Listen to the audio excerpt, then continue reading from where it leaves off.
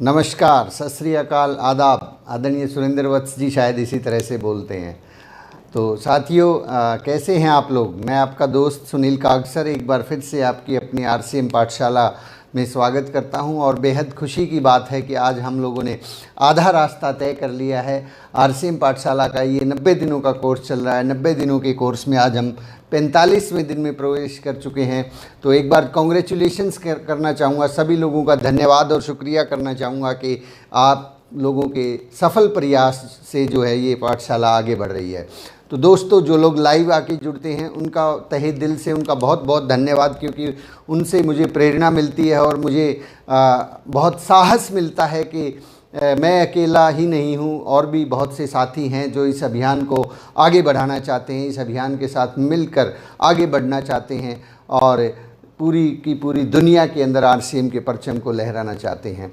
तो सभी साथियों का जो विशेष रूप से जो लाइव आ रहे हैं उनका विशेष रूप से धन्यवाद, और जो साथी बाद में भी दिन के वक्त, दोपहर के वक्त या शाम को बाद में इस प्रोग्राम को देखते हैं किन्हीं परिस्थितियों की वजह से, उन साथियों का भी दिल की गहराइयों से बहुत बहुत धन्यवाद आरसीएम पाठशाला को इतना प्यार और प्रेम देने के लिए। तो साथियों, इससे पहले कि हम आज के विषय विशेष को शुरू करें, मैं अपना छोटा सा परिचय देना चाहूँगा। मेरा नाम सुनील कागसर है और मैं पेशे से एडवोकेट हूँ। मेरी धर्मपत्नी अनीता जी आरसीएम बिजनेस में स्टार पर्ल अचीवर हैं और हम दोनों मिलकर इस बिज़नेस को आगे बढ़ा रहे हैं। हम सब मिलकर वैसे तो इस बिज़नेस को आगे बढ़ा रहे हैं। चलिए, आज जिस विषय पर हम बात करने वाले हैं, आप भी सोच रहे होंगे कि पता नहीं इतने सारे विषय, इतनी सारी बातें नई नई कहाँ से आती हैं।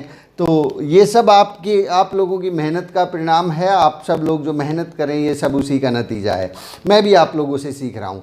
आज का जो हमारा टॉपिक रहेगा वो रहेगा भावनाओं को काबू में रखना सीखिए। भावनाओं को, ये जो भावनाएं हैं, फीलिंग्स हैं, ये इस बिज़नेस का बहुत ही इम्पॉर्टेंट पार्ट है, बहुत ज़्यादा महत्वपूर्ण, बहुत ज़्यादा महत्व रखता है। क्योंकि यहाँ अक्सर हम लोग बार बार ये बोलते हैं कि लोग जो है लोगों को ज्वाइन करते हैं और अक्सर लोग लोगों को छोड़ जाते हैं। तो वो वजह क्या होती है जिसकी वजह से लोग ज्वाइन करते हैं और जिसकी वजह से वो छोड़ जाते हैं? वो होती हैं भावनाएं, हमारी फीलिंग्स, कि हम लोगों के बारे में क्या सोचते हैं और लोग हमारे बारे में क्या सोचते हैं। बहुत सिंपल है ये, इसको बहुत ज़्यादा गूढ़ नहीं बनाएंगे, बहुत आसान रखेंगे कि लोगों की जो भावनाएं होती हैं, लोग लोगों को इसलिए पसंद करते हैं क्योंकि वो उनको सुनते हैं। आज के समय में एक जो सबसे बड़ा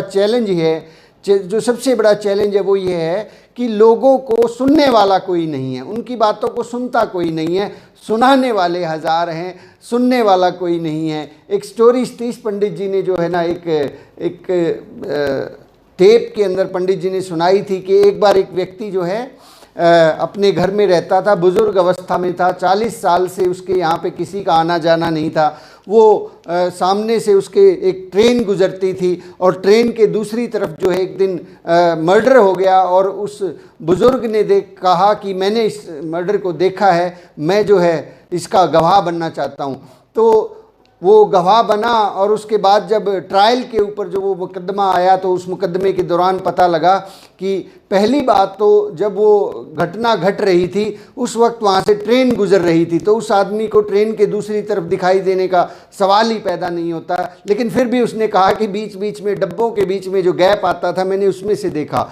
फिर दूसरी बात ये निकल के आई कि उस व्यक्ति को, उसकी जो नज़र थी वो इतनी कमज़ोर थी, जब मेडिकल एग्जामिनेशन हुआ कि वो इतनी दूरी तक देख ही नहीं सकता था। लेकिन फिर भी उसने ऐसा क्यों कहा कि उसने देखा? उसने इसलिए कहा कि पिछले 40 साल से कोई उसको सुनने वाला नहीं था, कोई उसको महत्व नहीं देता था।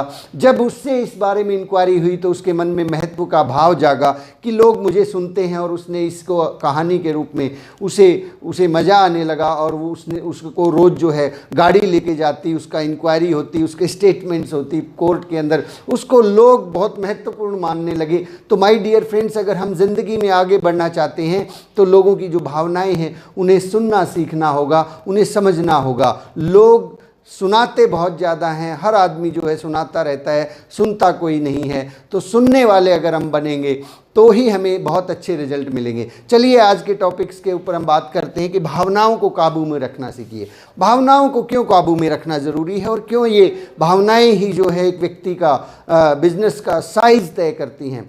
सबसे पहले जब हम शुरुआत करते हैं, आप यहाँ किसी लेवल पे हो सकते हैं, आपका बिजनेस वॉल्यूम 0 से, या फिर यूँ कह सकते हैं, इसको आपने ज्वाइनिंग की है तो हो सकता है आपका बिजनेस वॉल्यूम 1000 BV से आपने शुरुआत की हो, यहाँ से लेके और 1,15,000 तक, यानी कि ईगल के पिन तक क्या होने वाला है। ईगल की अचीवर बनने में लगभग जो अमूमन जो समय लगता है वो आम तौर पे पहले जब हम लोगों ने ज्वाइन किया था वो 9 से 12 महीने का समय लगता है। ईगल अचीवर जो होता है वहाँ तक चलते चलते आपकी टीम बिल्ड हो जाती है, आपके पास एक बहुत अच्छी टीम होती है।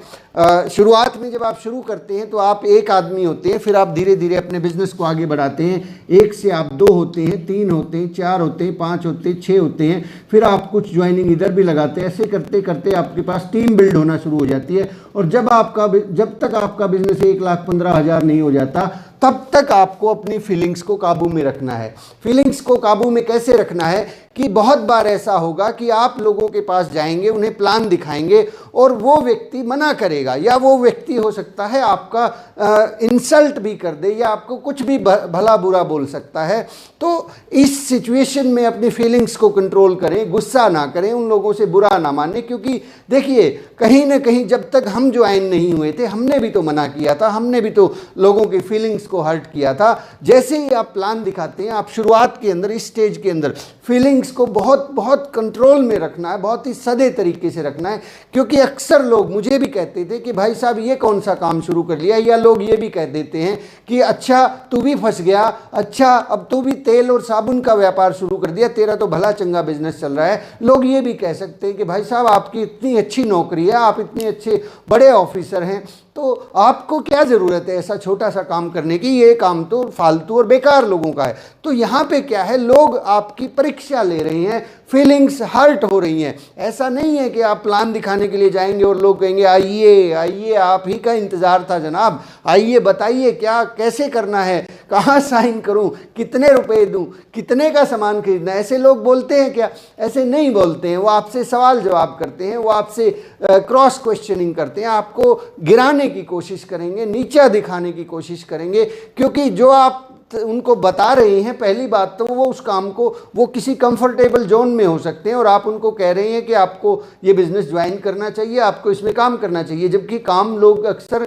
करना नहीं चाहते हैं। वो सिर्फ उतना ही काम करना चाहते हैं जितने से उनका गुजारा हो जाता है। तो यहाँ आपको उन लोगों से मिलना है जो आपसे मिलना नहीं चाहते, और उन लोगों से वो बात करनी है जो वो करना नहीं चाहते। तो ऐसी सिचुएशन में होगा क्या? यही तो होगा कि लोग रिवर्ट करेंगे, लोग आपको अटैक करेंगे, लोग आपको काउंटर अटैक करेंगे। तो उस स्थिति में अपनी फीलिंग्स को काबू में रखें। आप किसी भी बात पे ना उलझें, ना, आपका गोल क्लियर होना चाहिए। देखिए ये सिचुएशन कहाँ होती है? जब वहाँ होती है जब हमारा लक्ष्य क्लियर नहीं होता, जब हमें खुद ही हमने ये डिसाइड नहीं किया कि हमें इस बिज़नेस में डायमंड जाना है। या तो ये इस तरह की सिचुएशंस उन लोगों के सामने ज़्यादा आती है जो केवल इस बिज़नेस को ट्राई करके देखना चाहते हैं, ट्राई ना करें, इस काम को करें, अपना गोल बनाएं कि मुझे इस बिज़नेस के अंदर डायमंड जाना है। और जब तक मैं कम से कम डायमंड पे नहीं पहुंच जाता, मैं रुकने वाला नहीं हूँ। 1 आदमी मना करे, 1000 आदमी मना करे, 1 लाख आदमी मना करे, कोई फ़र्क नहीं पड़ता। उसके बीच में फीलिंग्स को ना आने दे सर फीलिंग्स जो है ज़रूर होती हैं, वो फीलिंग्स हर्ट होती हैं। मुझे मालूम है कि लोग न जाने क्या क्या बोल देंगे, क्या क्या बोल देते हैं, लेकिन यकीन मानिए साहब वो लोग इसलिए बोल रहे हैं क्योंकि अभी उनको प्रॉपर इन्फॉर्मेशन नहीं है। और यदि किसी आदमी को इन्फॉर्मेशन नहीं है, प्रॉपर इन्फॉर्मेशन नहीं है, और वो व्यक्ति कोई गलत बात बोल रहा है, कोई आपको रिवर्ट कर रहा है, कोई अटैक कर रहा है, शब्दों से अटैक कर रहा है, तो उसका बुरा मानने की ज़रूरत नहीं है साहब, क्योंकि उसको पता नहीं है, वो नादान है, नासमझ है। तो उसको नादान और नासमझ तो हम सोच के माफ़ कर सकते हैं ना। करना भी चाहिए, क्योंकि यही एक तरीका है जिसकी वजह से आप लोगों को अपने साथ बना के रख सकते हैं। अदरवाइज अगर हम हर आदमी को काउंटर अटैक करेंगे, नहीं नहीं इसने तो ऐसा क्यों बोल दिया, वैसा क्यों बोल दिया, फिर आरसीएम बिजनेस जो है इसमें संभावनाएं बहुत कम हो जाती हैं। क्योंकि एक आदमी पहली बार में ज्वाइन नहीं होता है, वो दूसरा प्रयास करवाता है, तीसरा करवाता है, चौथा करवाता है, पांचवा करवाता है। कोई कोई आदमी को तो 10-10 बार फॉलो करना पड़ता है, कोई कोई आदमी को सालों तक फॉलो करना पड़ता है। और बहुत से लोग हैं कुछ समय लगा के आते हैं, क्योंकि अभी भी जो है काफ़ी लोगों के मन में, मैक्सिमम लोगों के मन में इस इंडस्ट्री के बारे में अवधारणाएं हैं। क्योंकि ये आपकी गलती नहीं है, ये उनकी भी गलती नहीं है, क्योंकि गेहूं जब बोते हैं ना, गेहूं के साथ साथ में खरपतवार उग ही आता है। मानता हूं कि हम लोग एक बेहतरीन कंपनी में हैं, हम लोगों ने बेहतरीन बीज बोए हैं और बेहतरीन ये काम होने वाला है। लेकिन आप सोचिए, किसान जब अपने खेत में बीज बोता है, गेहूं का बीज बोता है, तो उसके साथ में खरपतवार उगता है कि नहीं उगता है? और वो अपने आप ही उग जाता है, उसके लिए अलग से मेहनत करने की ज़रूरत नहीं होती है। ठीक इसी तरह से अच्छी नेटवर्क मार्केटिंग कंपनीज के साथ साथ में बहुत सारी कुकर मुत्ते, बहुत सारे खरपतवार भी उगाती हैं और वो लोग माहौल को ख़राब करते हैं। अब उन लोगों ने ख़राब किया है और किसी आदमी के मन में दूसरे तरह के विचार हैं, नेगेटिव विचार हैं, तो इसमें उसका क्या कसूर है भाई? उसका कोई कसूर नहीं है। कसूर तो बल्कि हमारा है कि हम अगर बहुत तेज़ी से काम करें तो ये खरपतवार पैदा ही नहीं होगा, खरपतवार को बढ़ने का मौका ही नहीं मिलेगा। अक्सर हम लोग ही थोड़ा सा स्लो चलते हैं, हम लोग ही थोड़ा ढीले ढाले रहते हैं। अगर हम लोग मिलके आरसीएम के पास जितने धुरंधर हैं, सभी धुरंधर अगर जाग जाएं तो न जाने कितना बड़ा कमाल हो सकता है। आपकी टीम में यदि 20-30 लोग भी हैं, अगर आप उन 20-30 लोगों को भी जगा पाएँ तो ये 20-30 लोग बहुत बड़ा काम कर सकते हैं। तो माय डियर फ्रेंड्स, कहीं ना कहीं अगर कोई दिक्कत है तो वो लोगों में नहीं है, हमारे अंदर है। तो हमें अपनी फीलिंग्स को काबू में रखना है, अपनी भावनाओं को काबू में रखना है। तो आप रख पाएंगे मेरे ख्याल से अपनी भावनाओं को काबू में? यस, सब लोग रखेंगे। आगे से जो है आपको कोई भी कुछ भी कहे, उस बात को हजम करना सीखिए, हजम करना सीखिए। घातक फिल्म का एक सीन मुझे याद आ रहा है, उसमें सन्नी देओल जब बहुत गुस्सा होता है, जब अपने उनके पिताजी जो है अमरीश पुरी की बहुत सारा वो बेइज्जती हो जाती है उस फिल्म के अंदर, तो जब वो बैठा होता है तो अमरीश पुरी आके उसके कंधे पे हाथ रखता है और उसको बोलता है कि काशी बेटा गुस्से को पालना सीखो, गुस्से को पालना सीखिए। माय डियर फ्रेंड्स, ये गुस्सा सबके अंदर है, इस गुस्से को सही दिशा देनी है। गुस्से को वहाँ नहीं जानना, वहाँ कमज़ोर व्यक्ति ऐसा करता है यदि हम सामने वाले को रिवर्ट करते हैं। जो मजबूत आदमी होता है वो उस गुस्से को दिशा देता है, वो साबित करके दिखाइए ना साहब, जिसने आपको मना कर दिया, जिसने आपको कुछ भी बोल दिया, तो आप साबित कीजिए कि इस बिज़नेस में पैसे आते हैं। लोग तो मतलब उसको समझाने पे ज़्यादा फोकस रखते हैं कि ना इसको समझा के रखूँगा। आप साबित कर दीजिए। आप अगले 2 साल के अंदर अंदर, आपने आज ज्वाइन किया, एक आदमी ने आज मना कर दिया कि इसमें कुछ नहीं आता, ये फालतू और बेकार लोगों को काम है। आप साबित कीजिए ना, अगले 2 साल में टेक्निकल अचीवर बन के दिखा दीजिए, बड़ी सी गाड़ी ले आइए, वो अपने आप मान जाएगा। इसको कहते हैं गुस्से को सही दिशा देना, सही दिशा में आप काम करना। मोहनदास करमचंद गांधी को जो है, जो एक मशहूर, जो एक एडवोकेट थे, उन एडवोकेट को धक्के मार के अंग्रेज़ों ने ट्रेन से फेंक दिया, तो उन्होंने गुस्सा नहीं किया, उस ट्रेन के ऊपर सर नहीं पीटा, माथा नहीं फोड़ा, वहाँ पे उसको जाके घूंसे और लात नहीं मारे कि ये क्या कर रहे हो। उन्होंने डिसीजन लिया, उस गुस्से को दिशा दी, और उस दिशा के अंदर जो है उन अंग्रेज़ों को, इतने बड़े एम्पायर को हिंदुस्तान से निकलना पड़ा, इतना बड़ा मूवमेंट उन्होंने खड़ा किया। तो माय डियर फ्रेंड्स, भावनाओं को काबू में रखना सीखिए, गुस्से को काबू में रखना सीखिए। अगर आप ऐसा कर पाए तो आप बहुत बड़ा कमाल कर सकते हैं। आपका बिजनेस इतनी तेज़ी से बढ़ेगा जिसकी कल्पना भी आपने नहीं की होगी। अक्सर जो भावनाएं होती हैं उन्हीं को हम ठेस पहुंचाते हैं, इसलिए लोग हमारे साथ जुड़ने के बावजूद भी काम नहीं करते हैं। हम अक्सर लोगों को ज़्यादा प्रेशराइज कर देते हैं, समटाइम उनकी फीलिंग्स को हर्ट कर देते हैं। भावनाओं का बिजनेस है, फीलिंग्स का बिजनेस है माय डियर फ्रेंड्स। भाव और भावनाएं, आपके मन में जो भाव है वो आपके जाने से पहले, किसी आदमी को प्लान दिखाने से पहले जाहिर हो जाता है। आपकी जो फीलिंग्स है आप वहाँ पहुँचे नहीं, उससे पहले पहुँच जाती हैं। तो माय डियर फ्रेंड्स, भावनाओं को काबू में रखना सीखिए, सामने वाले व्यक्ति को माफ़ करना सीखिए। उन लोगों की कोई गलती नहीं है, गलती तो कहीं ना कहीं हमारी ही है कि हम ज़्यादा तेज़ी से काम नहीं कर रहे। हम ज़्यादा तेज़ी से मोर प्लान अगर हम दिखाएंगे, ज़्यादा से ज़्यादा लोगों से अगर हम मिलेंगे, 5 गुना 25 का फार्मूला अगर हर व्यक्ति अपना ले जो आरसीएम पाठशाला को देख रहे हैं, लगभग 300 से ज़्यादा लोग इस पाठशाला के प्रत्येक एपिसोड को देखते हैं। मैं इस बात का पूर्ण विश्वास रखता हूं कि अगर ये 300 के 300 लोग भी रोज़ाना 25 फ़ोन कॉल करना शुरू कर दें, रोज़ाना 5 होम मीटिंग करना शुरू कर दें, तो अगले 5 साल के अंदर ये भविष्य बदल सकता है। आरसीएम ही नहीं, भारत की तकदीर बदल सकती है माय डियर फ्रेंड्स। लेकिन हमें जिम्मेवारी लेनी होगी, हमें जिम्मेवारी के साथ आगे बढ़ना होगा। तो चलिए, भावनाओं को काबू में रखना सीखिए। जब तक आपका बिजनेस 1,15,000 होता है तब तक आपके पास बहुत सारे चैलेंजेस आएंगे, लोग मना करेंगे, सारी चीज़ें होंगी। अब नेक्स्ट स्टेप पे हम बढ़ते हैं। आपका बिजनेस फिर ईगल से लेके और टेक्निकल अचीवर बनने के बीच में यदि कहीं है तो मैं आपसे बात करना चाहता हूं। आप में से बहुत सारे लोग ईगल या इसके आसपास की किसी पिन पर होंगे, या कुछ लोग ईगल से थोड़ा बहुत पीछे होंगे। मैं उन सब लोगों को इसी लेवल पे मानता हूं। यानी कि अब आपके पास एक टीम है। तो जब आपके पास एक टीम है तब ये फीलिंग्स जो हैं और ज़्यादा कंट्रोल में करनी पड़ती हैं, तब आपको और ज़्यादा संयमित तरीके से काम करना पड़ता है। तब आपके पास एक टीम होती है और उस टीम के अंदर जो लोग काम कर रहे होते हैं, देखिए जब आपकी टीम बिल्ड हो जाती है तो लोग काम करते हैं, लेकिन ऐसा होगा कि सब कुछ योजनाबद्ध तरीके से नहीं होगा। सब कुछ योजनाबद्ध तरीके से नहीं होगा। आपके पास टीम है, आपके पास लोग हैं, आपके पास डाउनलाइन है, आपके पास अपलाइन है, लेकिन ऐसा बहुत बार होगा कि सब कुछ योजनाबद्ध तरीके से नहीं होगा। आपने टारगेट लिया कि अगले महीने, अभी मैं ईगल पे हूं, मैं अगले महीने, इस महीने रनर के पिन क्वालिफाई करूंगा, और नीचे वाले लोगों के लिए आपने टारगेट लिया कि इसके साथ मिलके जो है ना ये बिगिनर अचीवर के लिए प्रयास करेंगे, आगे स्टार्टर, ओपनर, और इस तरीके से आपने अपने बिल्कुल बहुत बेहद जो नज़दीक हैं आपके, उनका ईगल का टारगेट आपने लिया, और हो सकता है आपने रॉयल्टी का टारगेट लिया इस महीने। लेकिन ऐसा बहुत बार होगा कि सब कुछ योजनाबद्ध तरीके से नहीं होगा, कुछ ना कुछ मिस्टेक्स रहेंगे, कुछ ना कुछ चैलेंजेस रहेंगे। तो उस स्थिति में अपनी भावनाओं को काबू में रखिए। उस स्थिति के अंदर लोगों को दोष मत दीजिए, उस स्थिति के अंदर परिस्थितियों को दोष मत दीजिए, क्योंकि यदि ऐसा हम करेंगे, यहाँ पे फीलिंग्स जो है अगर हमने कंट्रोल में नहीं की तो बहुत बड़ा नुकसान होने वाला है। यहाँ से लेके यहाँ तक का जो सफ़र है ये आपकी फीलिंग्स के ऊपर, इस तरह की सिचुएशंस जब आती हैं तो उस वक्त आपकी प्रतिक्रिया क्या होती है, आपकी प्रतिक्रिया ही आपका भविष्य निर्धारित करने वाली है।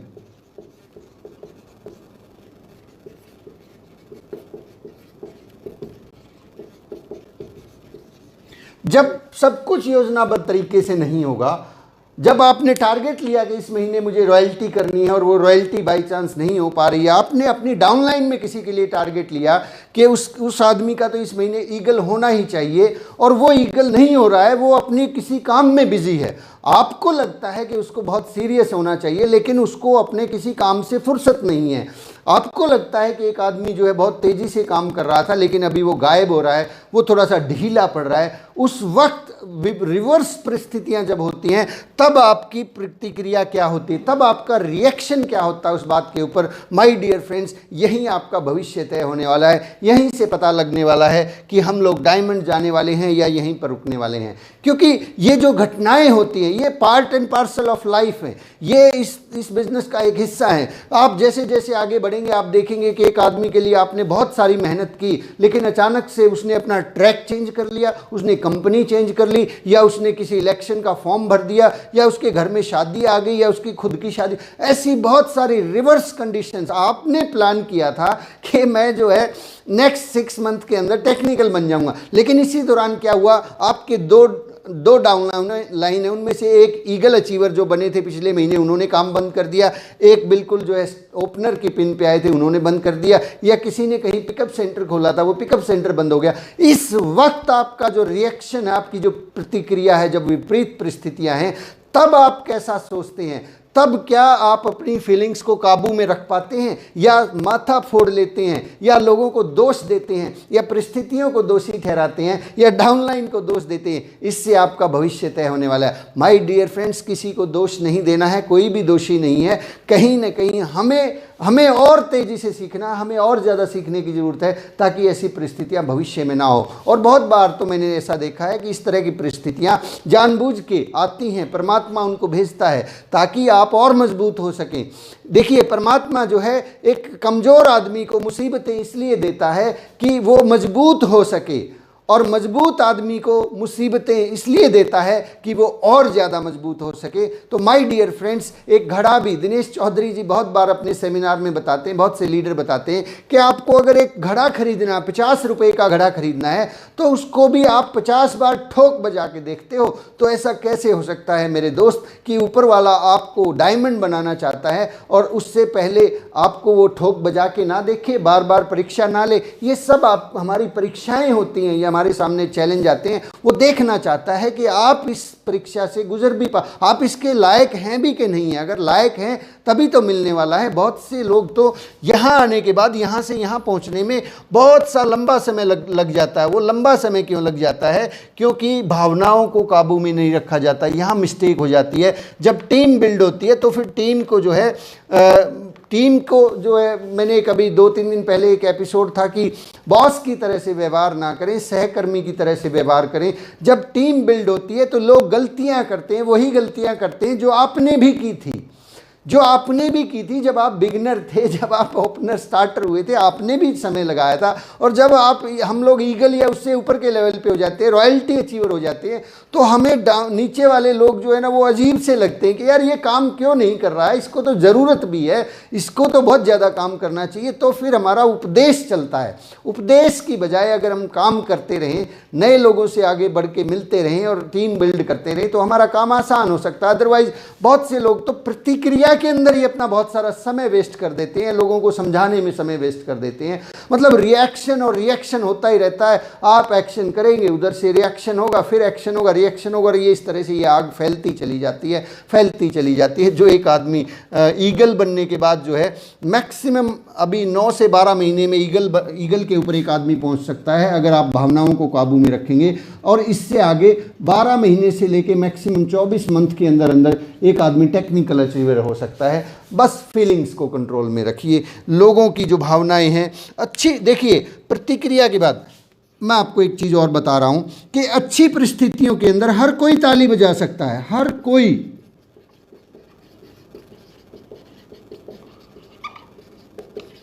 अच्छी परिस्थितियां जब होती है ना तो हर कोई ताली बजा सकता है, हर कोई एंजॉय कर सकता है, हर कोई हौसला बढ़ा सकता है। जब आपका बिजनेस बढ़ रहा है तो हर कोई आपके साथ खड़ा हो सकता है, हर कोई आपको सराहना कर सकता है। लेकिन लीडर वही है साहब, मैं यहाँ से इसको डिलीट कर देता हूँ। लीडर वही है जो विपरीत परिस्थितियों के अंदर भी, लीडर कौन है? लीडर वही है जो विपरीत परिस्थितियों में भी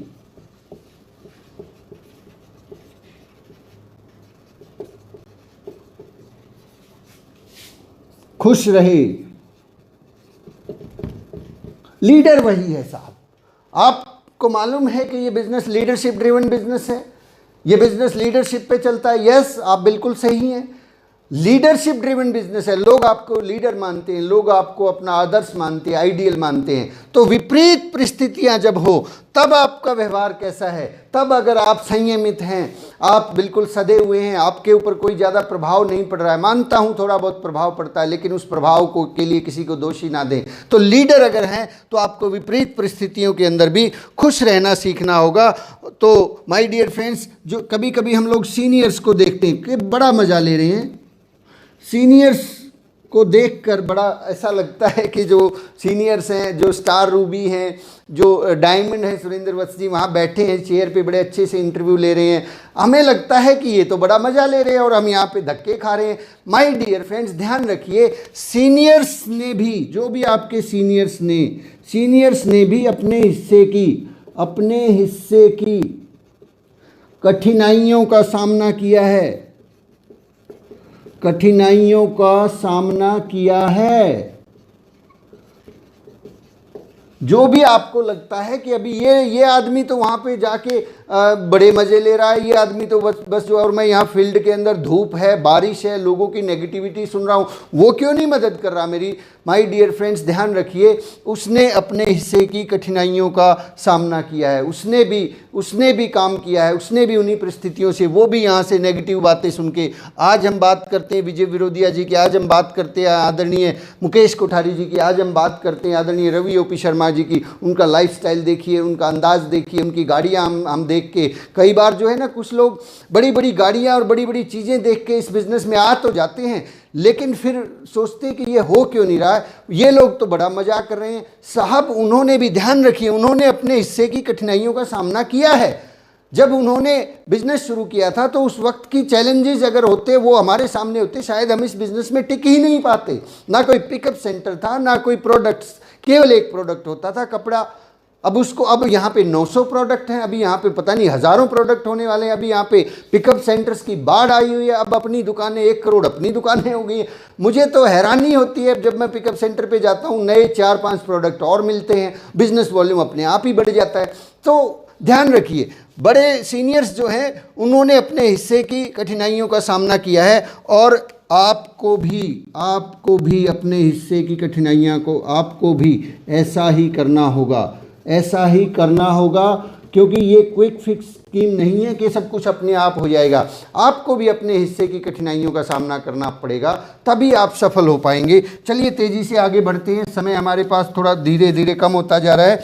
आपको देखिए, ध्यान रखिए, आलोचना करना, निंदा करना और ये जो क्रिटिसिज्म करना, ये बहुत आसान है। ये एक्चुअली अगर मैं बताऊं, ये मूर्ख लोगों का काम है, और मूर्ख लोग जो है बुराई और निंदा कर सकते हैं, इसके अलावा कुछ नहीं कर सकते। ऐसा मैं नहीं बोल रहा, डेल कार्नेगी बोलते हैं कि मूर्ख बुराई कर सकता है, आलोचना कर सकता है और निंदा करता है, और अक्सर बहुत से लोग यही काम करते हैं, इसलिए सफलता की जो रेशियो है वो बहुत कम है। मैं ये मानता हूँ कि आप लोग सफल लोग बनेंगे, आप आलोचना, निंदा और इस तरह की बातें बिल्कुल नहीं करेंगे। सेटबैक जब आए तो आपको जल्दी से बाहर निकलना है। जब भी आपके सामने सेटबैक आएगा सेटबैक, वहाँ पे एक लीडर क्या करता है, लीडर जल्दी से उसमें से बाहर आता है। जल्दी से बाहर आए, जल्दी से बाहर आए।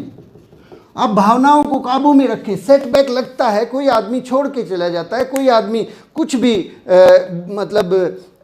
बोल देता है, कोई आदमी आपको लगता है कि आपने उसके साथ एक साल काम किया, एक पिकअप सेंटर खुलवाया बहुत तेज़ी से, और वो आदमी तुरंत सारी चीज़ें छोड़ देता है। आप वहाँ बैठे मत, उसके ऊपर विलाप ना करें, उसके ऊपर लंबी चौड़ी बहसबाजी और ये चीज़ें ना करें, उसको तुरंत वहीं पे दफन करें उन बातों को और आगे बढ़ जाएं। लीडर जो है हमेशा, अगर आप सफल होना चाहते हैं, तेज़ी से सफल होना चाहते हैं, आपको जब भी सेटबैक लगे बहुत तेज़ी से उससे बाहर आएँ, तभी हम लोग आगे बढ़ पाएंगे माय डियर फ्रेंड्स। लेकिन कुछ लोग जो है, जब आप इस बिज़नेस के अंदर काम करेंगे तो कुछ चीज़ें मैं आपको बता देता हूँ। आप जब आरसीएम बिज़नेस को शुरू करते हैं, आप जब आगे बढ़ते हैं तो कुछ लोग आपके साथ खेलेंगे, वो आपके साथ खेलेंगे, आपका मजाक उड़ाएंगे। कुछ लोग आपके साथ आलोचना करेंगे, आलोचना, और कुछ लोग सिस्टम का पालन करेंगे। कुछ लोग बगावत करेंगे, कुछ लोग वहीं पर बैठे रहेंगे। ऐसा बरसों तक बैठे रहेंगे, बरसों तक कुछ भी नहीं सीखेंगे। ऐसा होगा और ऐसा ही होता है। नेटवर्क मार्केटिंग में बहुत से लोग आपके साथ खेलेंगे, कुछ आलोचना करेंगे, कुछ लोग सिस्टम का पालन करेंगे, बहुत से लोग बगावत करेंगे, कुछ लोग बैठे रहेंगे, अपनी उसी पिन पर बैठे रहेंगे सालों तक, जो है उनको ईगल में ही मज़ा आता है, वहीं बैठे रहेंगे, और कुछ लोग बरसों तक नहीं सीखने वाले। तो यहाँ पर आपको ध्यान रखना है, भावनाओं को काबू में रखना है, इनके ऊपर भड़कना नहीं है। जो खेल रहे हैं आपसे, जो आलोचना कर रहे हैं, जो पालन नहीं कर रहे हैं, सिस्टम का पालन नहीं कर रहे हैं, और क्या नाम है, आरसीएम के, आप लोगों को लगता है कि बहुत से लोगों को आरसीएम पाठशाला में आना चाहिए, नहीं आ रहे हैं, डोंट वरी सर, नहीं आ रहे हैं। भावनाओं को काबू में रखें, वहाँ पे आलोचना, निंदा और शिकायत नहीं करनी है। आपको हमेशा एक चीयर लीडर की तरह से बनना है। चीयर चीयर लीडर बन के रहें, चीयर लीडर बन के रहें, हमेशा अपनी टीम का उत्साह बढ़ाने वाले रहें, हमेशा अपना उत्साह बढ़ाने वाले रहें, हमेशा चीज़ों को पॉजिटिव प्रोस्पेक्ट्स में रखें और उन परिस्थितियों में भी पॉजिटिव रहें। ऐसी भी परिस्थितियाँ आएंगी माय डियर फ्रेंड्स जब आपका कोई दोष नहीं होगा। ऐसी बहुत बार परिस्थितियां आएंगी जब आपका कोई दोष नहीं होगा, फिर भी आपको दोषी ठहराया जाएगा। उस परिस्थिति में क्या आप अपनी भावनाओं को काबू में रख सकते हैं? क्या आप, जब आपकी गलती नहीं है फिर भी आप आगे बढ़ के कहते हैं, क्योंकि आपको मालूम है कि ये टीम के हित में है, फिर भी आप खड़े होके कहते हैं कोई बात नहीं, मेरी गलती है, आगे से ऐसा नहीं होगा, हम मिलकर आगे बढ़ते हैं। बहुत बार ऐसी परिस्थिति आएंगी मेरे दोस्त कि आपकी गलती नहीं होगी, फिर भी आपको लोग गलत ठहराएंगे, दोषी ठहराएंगे, नहीं नहीं आपने ऐसा किया, आपने ये नहीं किया, वो नहीं किया। वहाँ पे अगर ऐसा हो रहा है तो बहस ना करें, आलोचना ना करें, निंदा ना करें, शिकायत ना करें। टीम के हित में अगर ये बात है कि मेरी गलती, कोई बात नहीं भाई मेरी गलती है, मैं आगे से ऐसा नहीं करूँगा, चलिए मिलकर फिर से काम करते हैं। ये इनको बोलते हैं फीलिंग्स को कंट्रोल करना। फीलिंग्स अगर हम कंट्रोल करना सीख गए, फीलिंग्स ही इस बिज़नेस का सबसे इम्पॉर्टेंट पार्ट है। अगर हमने किसी डाउनलाइन की फीलिंग्स को हर्ट कर दिया और वो बिज़नेस को छोड़ के चला गया, तो क्या सही और क्या गलत है इस बात से कोई फ़र्क पड़ता है क्या इस बात के कोई मायने रह जाएंगे? मायने तो तभी है ना जब वो इस टीम में रहेगा, जब हम लोग इस टीम में रहेंगे, जब हमारी डाउनलाइन इस टीम में रहे। हमने किसी आदमी को, अगर वो गलत है, मानता हूँ बहुत बार लोग गलत होते हैं, तो क्या उनको गलत साबित करने से वो काम कर देते हैं? क्या वो काम करना शुरू कर देते हैं? नहीं करते हैं, लोग छोड़ के चले जाते हैं। लोग अक्सर जब उनकी फीलिंग्स हर्ट होती हैं, जब उनकी फीलिंग्स हर्ट होती है तो लोग छोड़ के चले जाते हैं। हमें उन फीलिंग्स को हर्ट नहीं करना, अपनी भावनाओं को काबू में रखना है। आपको ध्यान रखना है इस लेवल तक तो बहुत ज़्यादा लोगों से, और यहाँ पे टीम की जो भावनाएं हैं, आपकी डाउनलाइन में बहुत से लोग हैं, बहुत से साथी हैं जो सही से पालन नहीं कर रहे, सही से ट्रेनिंग नहीं ले रहे, सही से प्लान नहीं दिखा रहे, सही से ये नहीं कर रहे, वो नहीं कर रहे। चिंता ना करें, फीलिंग्स को कंट्रोल करें, कंट्रोल करें। Control your emotions Babulal, control your emotions. तो माय डियर फ्रेंड्स, इमोशंस को कंट्रोल में, काबू में करना सीखें। सबसे प्यार से पेश आएँ, सब लोगों को मान सम्मान दे, उतना ही सम्मान दे। मैं तो यहाँ तक कहता हूँ कि एक आदमी, चलिए आपको लगता है कि एक आदमी काम नहीं कर रहा, ये नहीं कर रहा, खरीदारी तो कर रहा है ना साहब, तो फिर उसके साथ आलोचना और बहस करने से क्या फ़ायदा होगा? एक ही फ़ायदा हो सकता है कि वो आपकी टीम को भी छोड़ के चला जाएगा, वो आरसीएम बिजनेस को ही छोड़ देगा। तो जो लोग जैसा कर रहे हैं वो किसी न किसी कारण से कर रहे हैं। आप उनसे प्यार से, प्रेम से, फीलिंग्स को कंट्रोल करके अगर काम करेंगे, उनसे बातचीत करेंगे, तो ये तय है कि कभी न कभी वो सिस्टम में आ जाएंगे। अदरवाइज़ जो दूसरा वाला तरीका है वो आज तक मैंने नहीं देखा कि वो कभी सक्सेसफुल रहा हो। आलोचना, निंदा और शिकायत, वो कभी भी सफल नहीं होता। तो आज की बातचीत को मेरे दोस्तों यहीं पर विराम देते हैं। ध्यान रखिए, अपनी भावनाओं को काबू में रखिए। आपके पास टीम नहीं है तो भी भावनाओं को काबू में रखिए, टीम अगर है तो भी भावनाओं को काबू में रखिए। गलतियां करेंगे लोग साहब, 1000 गलतियां करेंगे, और अक्सर ये कहा जाता है कि काम करने वाला ही तो गलतियां करता है। काम जो लोग नहीं कर रहे हैं, खाली बैठे हैं, वो गलतियां कहाँ करेंगे? वो मौका ही नहीं मिलता। तो यदि हमारी टीम में, आपकी टीम में कोई व्यक्ति आगे बढ़ रहा है और गलतियां कर रहा है तो उसको माफ़ कर दें। हाँ, बैठ के उसको बताएं कि ये सिस्टम इस तरीके से है, लेकिन उसके बारे में फीलिंग्स को बीच में ना आने दें। उपदेशक ना बने, गुस्सा ना करें और लोगों के मान सम्मान को ठेस ना पहुंचाएं। Thank you very much. जय आरसीएम। आज की बातचीत यहीं समाप्त करते हैं। आप इस चैनल को लाइक कर सकते हैं, सब्सक्राइब कर सकते हैं, शेयर कर सकते हैं, ताकि लोग इस बात को, इस बहुत बारीक सी बात को समझ सकें और तेज़ी से यहाँ तक के लेवल पे आना थोड़ा सा आसान रहता है। यहाँ से यहाँ तक जाने के लिए इन भावनाओं को काबू में रखना बहुत ही ज़रूरी होता है, बहुत ही इम्पॉर्टेंट होता है। Thank you very much. जय आरसीएम।